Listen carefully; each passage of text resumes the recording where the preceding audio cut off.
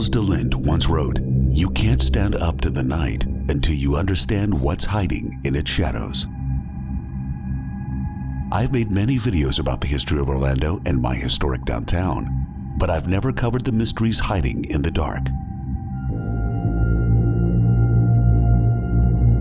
That's why I decided to join Eric, my guide from US Ghost Adventures, to see for myself what stories unfold under the cover of darkness in downtown Orlando. Hi, I'm Eric with US Ghost Tour Adventures, and I want you to go on a ghost tour with me.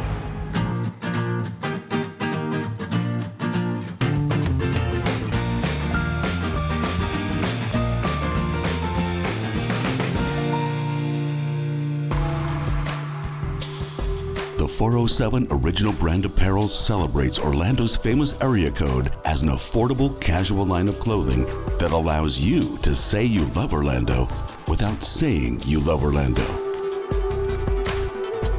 Shop my online store for men and women's 407 Original Brand Apparel today, where American Express is warmly welcomed. Tell me where you stand on the spectrum of I believe in ghosts 100% or I don't believe in them all, it's all a hoax. Where do you stand? My tour with Eric from US Ghost Adventures began in front of the Orange County Regional History Center, located in the heart of downtown Orlando. I will start by saying that 50% of what I tell you today is 100% true. The History Center was the 6th official courthouse built for Orlando and designed by Murray S. King, Florida's first registered architect and Orlando resident. Designed in the Beaux-Arts style in 1927. Eric had quite a few things to say about the people brought up on trial at the courthouse, including one chilling discovery inside. One of the most notorious serial killers that's ever lived in Florida. You know what his name is? Any guesses? Ted Bundy.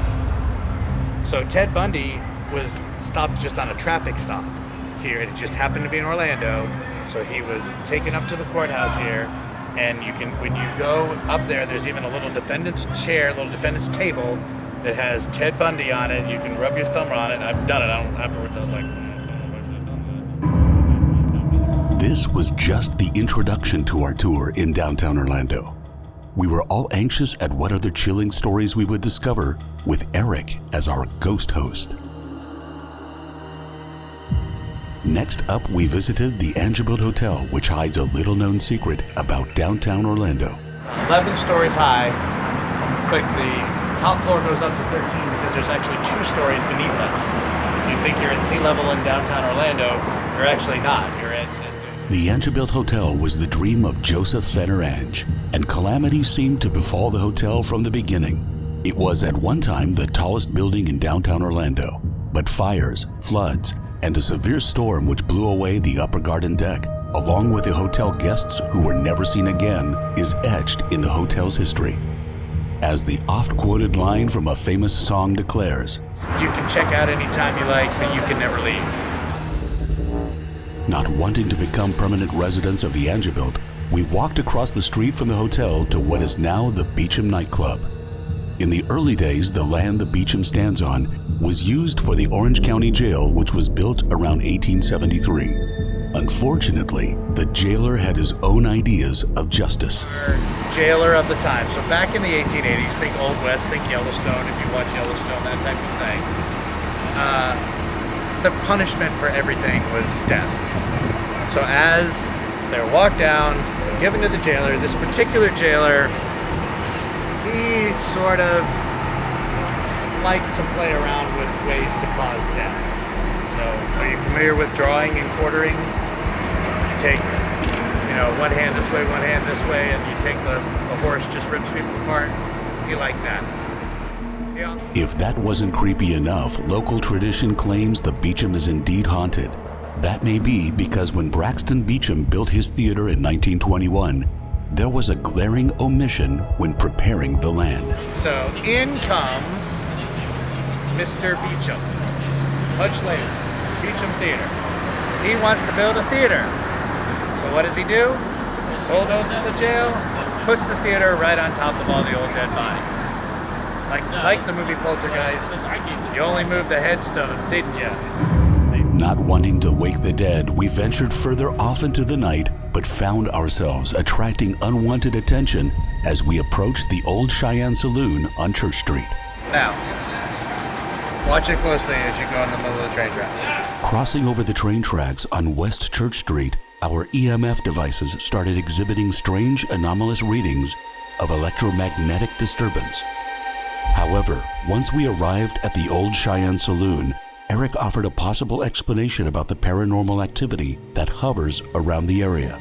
All right, now we come to my favorite stop on the tour, one of my favorite buildings in all of downtown Orlando. This is the old Cheyenne Saloon, and we're gonna take you from what it was when it first started back in the 1880s to all of the ghosts that have been there since then to what it is today. The story goes that a local businessman fell in love with a young woman named Penelope, who died tragically. And every day he used to watch a woman by the name of Penelope come down from where the rich people lived, walk down the brick road, go over to Lake Eola, and paint a picture. She was a painter. And finally got the nerve to go up and talk to her, and they had a nice relationship. But they couldn't really be public about it because she was from the other side of the tracks, so to speak.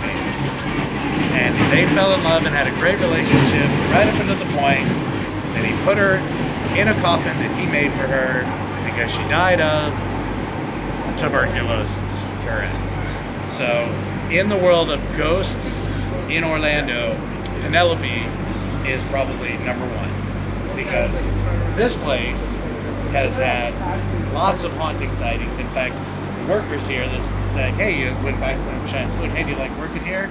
And they say, yeah, if it wasn't for that woman in white that keeps coming and yelling at everybody.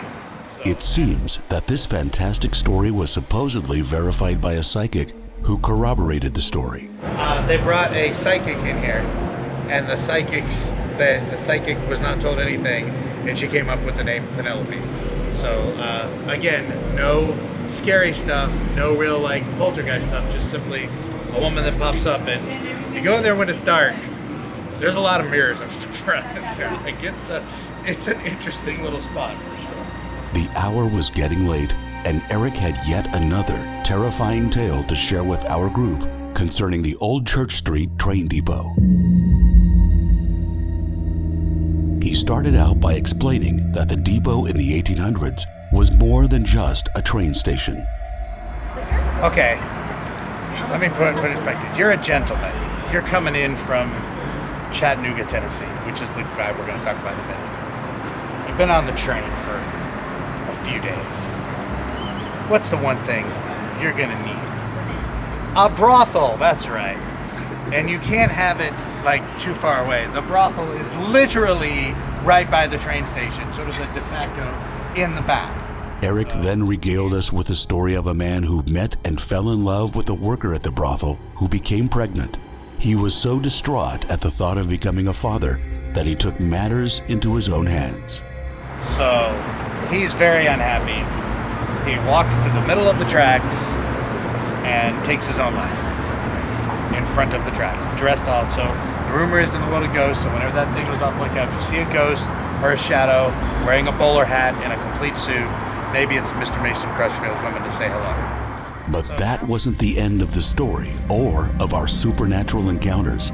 There were still babies being born in the brothel. What would become of them? They just killed the babies. They didn't want to do abortions because that would hurt the mothers, so they just killed the babies. So literally, going off when I said that? Oh, watch. I'm telling you. Wait till we get to this one. I'm telling you. So weird. Did it go off? Yeah. It's like they follow us. I'm not kidding. To pacify the spirits of the slain children, to this day, there is a gesture of contrition left inside the vacant station. On the other side, usually, there's a bear that they have put in a stuffed bear that they put in here to keep the babies happy. So, stunned by the revelations of the old train depot, Eric made sure that the tour ended positively by visiting some areas with fun and mischievous ghosts, like that at the Grand Bohemian Hotel on Orange Avenue and the Rogers Building on Pine Street. but I'll let you experience those stories in person. Ultimately, we ended our tour along the shores of Lake Eola in downtown Orlando with some final thoughts and a gracious farewell. But I hope you've had a good time today. My name is Eric, and this has been Ghost Tour Adventures. Thank you. If you are ever in downtown Orlando at night and want to learn more about the darker side of my city, I highly recommend you take the U.S. Ghost Adventures Tour, where you just might scare up some real fun along the way. The next time you visit Orlando.